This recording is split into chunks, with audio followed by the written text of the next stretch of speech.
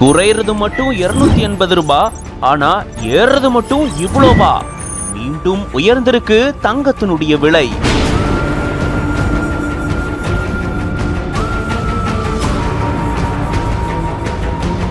இரண்டு நாட்களா குறைந்த முகமாயிருந்த தங்கத்தினுடைய விலை மீண்டும் ஏறுமுகமா மாறி இருக்கு.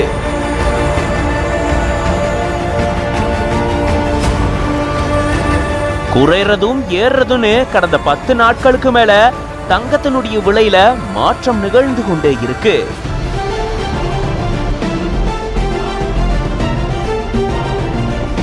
தங்கத்தினுடைய விலை பாத்தீங்கன்னா கடந்த 2 நாட்களா குறைஞ்சது. அதன்படி ஏப்ரல் 15ஆம் தேதியான நேற்று 1 கிராம் தங்கத்தினுடைய விலை 35 ரூபாய் குறைந்து 8720 ரூபாய்க்கு விற்பனையாச்சு. அதே போல ஒரு சவரன் விலை பாத்தீங்கன்னா 280 ரூபாய் குறைந்து சவரன் 69,760 ரூபாய்க்கு விற்பனையாச்சு.